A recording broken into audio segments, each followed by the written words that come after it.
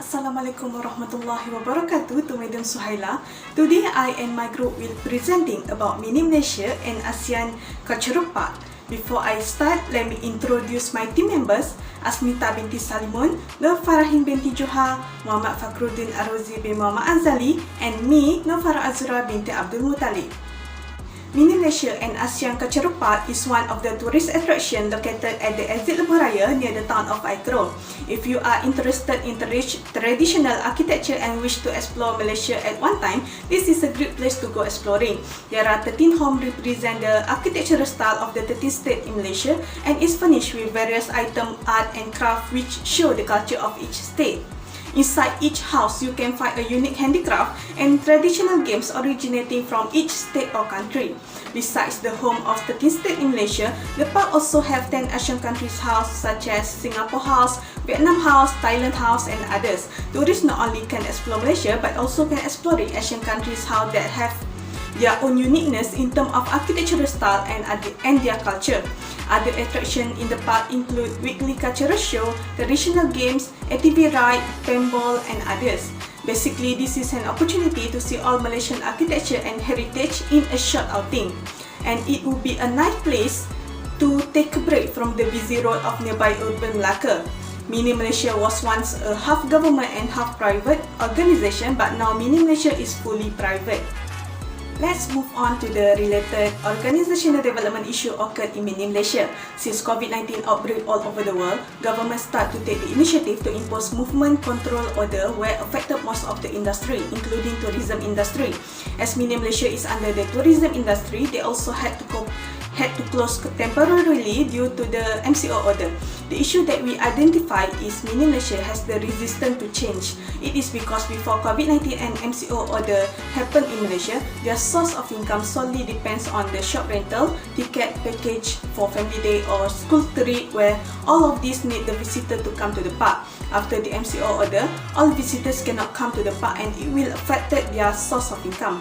Since the first MCO, they still do the same thing as before MCO, like booking online ticket for family day, discount ticket and others, as it was at the early stage where people still fear of COVID-19 and want to avoid gathering as much as they can. The promotions made were not effective as before the MCO. On July 2020, they start to make changes by offering new activities to the visitors such as ATV ride, food delivery, fishing and others. This new attraction will help to generate more income and sustain the business besides attract more visitors to the park. For further explanation about the changes made by Mini Malaysia, I will pass the presentation to Muhammad FAKHRUDDin. Mini Malaysia and the Asia Cultural Park have made numerous changes to their operation in order to address the issues caused by the pandemic.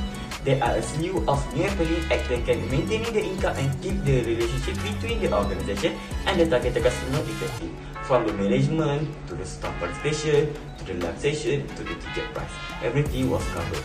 Activity rise, meal slavery and a fishing event are among the new activities available. There are several more methods that are used. First and foremost, active participation. The top management ensure that all the employees assist the marketing department in attracting more visitors. For example, all departments including interns must actively seek out participation for Zumba activities. Increasing the number of participants can assist management in generating revenue. Next, top management persuasive communication, which was the act of giving argument to move and urge employees to remain focused. For example, even during MCO, the staff continues to marketing the ticket that can be used once until the due date at a discounted price to preserve income. Furthermore, top management perform virtual live and live cultural dance on Facebook or for a regular basis. The Mini Malaysia and Asia Cultural Park Facebook pages are constantly updating information about upcoming activities. This ensures that Malaysians are aware that the park is open and ready to be visited. Last but not least, top management is actively seeking a new investor to invest in the park investment. A virtual lunch session will be hosted in the Mini Malaysia and the Asia Cultural Park, with top management inviting the potential investor to the lunch and demonstrating the park's activity. All of this effort is aimed to ensuring that the park can generate revenue and remain profitable. Now we move on to the effectiveness of the action taken by Mini Malaysia and ASEAN Cultural Park. Our observation is that Mini Malaysia has taken steps to overcome its financial crisis by generating and improving its business process. We agree with their business strategy in their organization, and all these improvements have resulted in successful activity story for Mini Malaysia throughout this pandemic outbreak. Yes, in the early days of COVID-19 until now in the epidemic phase, Mini Malaysia have changed in many ways. As you can see here, we all agree that we saw there is a transformation that happened in Mini Malaysia during our visit, with the aim of getting more real and more information about the changes they made there in order to sustain their business. The first transformation and effectiveness that they do result in gaining new investors. The new CEO of Mini Malaysia has succeeded in convincing other investors to invest in developing Mini Malaysia.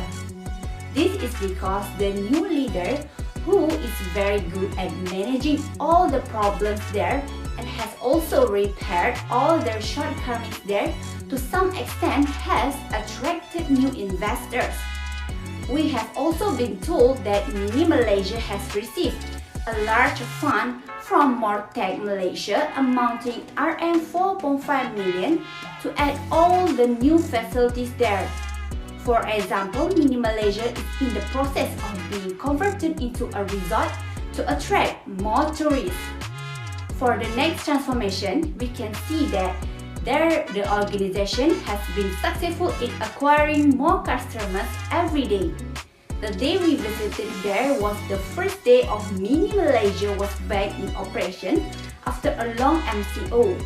On the same day, there was also a cultural performance of traditional dance art, which showed that there were more and more visitors coming that day. There are not many tourists there at one time, but we can say that tourists always come to Mini Malaysia to liven up all events they hold. This shows that Mini Malaysia has managed to get their visitors back with the improvement of all the shortcomings for their facilities. For example, all activities in traditional houses that have been under renovation will be reactivated upon completion. Based on the previous discussion, we agree with the intervention that they use in managing the Mini Malaysia and Asian cultural parks problems during the pandemic. This is because the directional intervention exists is an idea from top management, which at that time the changes that implement in the organization are not deeply involved by the audit practitioners, as well as the organization culture more toward the client cultures. Thus, there is no wonder the organization can improve their organization morale with added brilliant ideas or activities offered by them in order to attract more visitors. The intervention of the new CEO is kind of a great strategy, as most of the organization members work together in their position, which shows their people are committed to help the organization survive after the pandemic. In order to overcome the obstacle, there are few recommendations that we have suggested for Mini Malaysia, where they need to improve their marketing strategy by hire a famous influencer as one of great way to promote the Mini Malaysia to the public through social media, since majority of Malaysians spend more time on social media, especially on millennials. Thus, the public get knowledgeable their program and attract their interest to come. Next is the Mini Malaysia and Asian Culture Park can explore the great opportunity by promoting it through Cuti Malaysia campaign on travel package in order to attract more visitors and encourage the Malaysian to make the domestic travel and support the travel and tourism agency after pandemic.